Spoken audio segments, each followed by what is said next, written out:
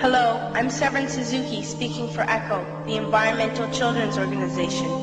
We're a group of 12 and 13-year-olds trying to make a difference. Vanessa Seti, Morgan Geisler, Michelle Quigg, and me. We've raised all the money to come here ourselves, to come 5,000 miles to tell you adults you must change your ways.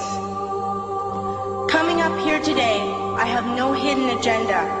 I am fighting for my future. Losing my future is not like losing an election or a few points on the stock market. I am here to speak for all generations to come. I am here to speak on behalf of the starving children around the world whose cries go unheard. I am here to speak for the countless animals dying across this planet because they have nowhere left to go. I am afraid to go out in the sun now because of the holes in our ozone. I am afraid to breathe the air because I don't know what chemicals are in it. I used to go fishing in Vancouver, my home, with my dad, until just a few years ago we found the fish full of cancers. And now we hear of animals and plants going extinct, every day vanishing forever. In my life, I have dreamt of seeing the great herds of wild animals, jungles and rainforests full of birds and butterflies. But now I wonder if they will even exist for my children to see. Did you have to worry of these things when you were my age? All this is happening before our eyes, and yet we act as if we have all the time we want and all the solutions. I'm only a child and I don't have all the solutions. But I want you to realize neither do you. You don't know how to fix the holes in our ozone layer. You don't know how to bring the salmon back up a dead stream. You don't know how to bring back an animal now extinct. And you can't bring back the forest that once grew where there is now a desert. If you don't know how to fix it, please stop breaking it. Here, you may be delegates of your government, business people, organizers, reporters, or politicians, but really, your mothers and fathers, sisters and brothers, aunts and uncles, and all of you are someone's child. I'm only a child, yet I know we are all part of a family, 5 billion strong, in fact, 30 million species strong.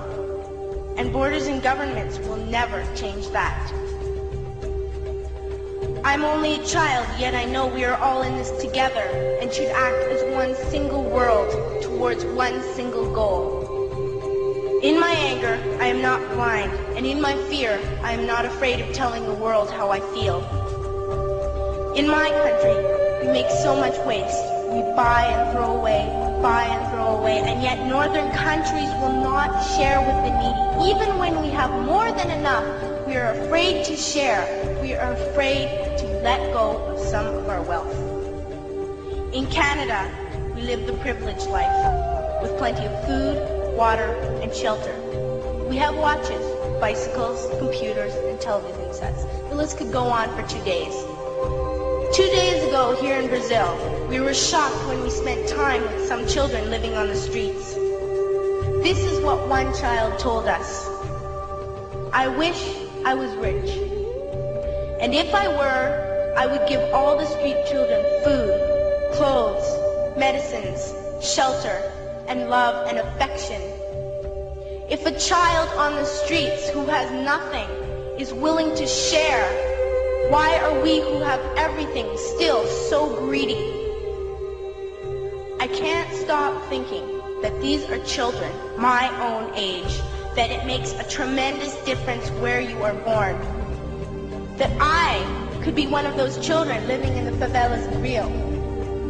I could be a child starving in Somalia, or a victim of war in the Middle East, or a beggar in India. I am only a child, yet I know if all the money spent on war was spent on finding environmental answers, ending poverty, and finding treaties, what a wonderful place this earth would be. At school, even in kindergarten, you teach us how to behave in the world. You teach us not to fight with others, to work things out, to respect others, to clean up our mess, not to hurt other creatures, to share, not be greedy. Then why do you go out and do the things you tell us not to do? Do not forget why you are attending these conferences, who you're doing this for. We are your own children. You are deciding what kind of world we are growing up in. Parents should be able to comfort their children by saying, everything's going to be all right. It's not the end of the world, and we're doing the best we can. But I don't think you can say that to us anymore. Are we even on your list of priorities? My dad always says, you are what you do, not what you say. Well, what you do makes me cry at night. You grown-ups say you love us, but I challenge you, please, make your actions reflect your words. Thank you.